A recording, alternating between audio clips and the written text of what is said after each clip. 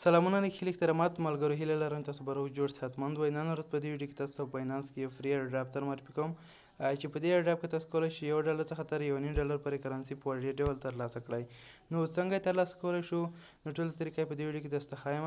چینل سبسکرایب کړئ، ویډیو ملګرو سره شیر کړئ. نو راځئ چې تاسو ته باینانس کې دغه طریقه در وښیم. نو رابشئ ملګرو باینانس ته. په باینانس کې به تاسو لرن ایرن پیدا کړئ. نو که په دې ځای کې نه و، تاسو به لاندې راشئ، د دې برخې ته مور آپشن کې به تاسو دلته لرن ایرن پیدا کړئ. کله مو چې په لرن ایرن باندې کلیک وکړو، نو تاسو ته بله صفحه بیا راخلاصیږي. لږ انتظار ورته. نو ملګرو تاسو ته دغه ډول صفحه راخلاصیږي. په دې صفحه کې تاسو به لاندې راځئ. کله چې ملګرو تاسو لاندې راغلی، تاسو یې کتلی شئ چې دغه ایرډراپ دی. دغه به تاسو دلته پوښتنه ورته حل کوئ.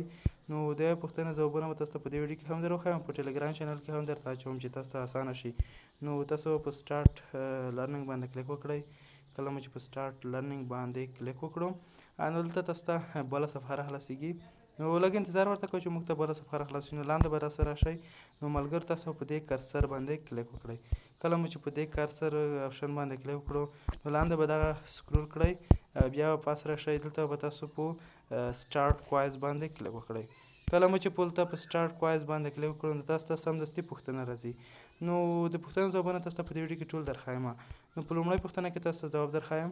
نو ملګرو په دې پوښتنه کې دغه لومړی آپشن ای آپشن چې کوم دی ډیسنټرلایز، دا پوښتنه سمه ده، سبمیټ کوئ. نیکسټ کوېشن. نو بله پوښتنه هم تاسو ته درښایم. نو ملګرو په دې پوښتنه کې تاسو 2018 انتخاب کړئ، سبمیټ باندې به کلیک وکړئ، نیکسټ کوېشن باندې به کلیک وکړئ.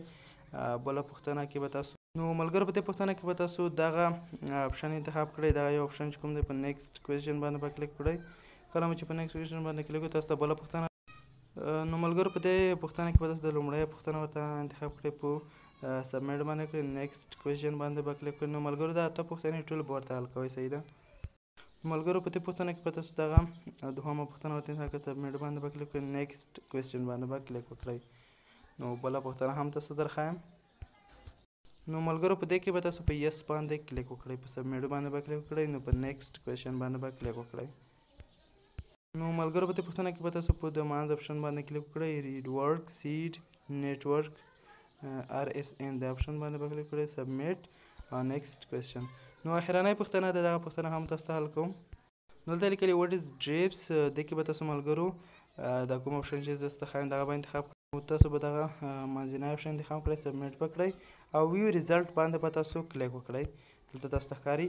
نو کله مو چې په ویو ریزلټ باندې تاسو کلیک وکړو، نو 48 ساعته وروسته به تاسو ته دغه کرنسي تاسو ته په ایرن والټ کې جمع شي. نو ملګرو که چیرې دغه ویډیو مو خوښوي، د ملګرو سره شیر کړئ.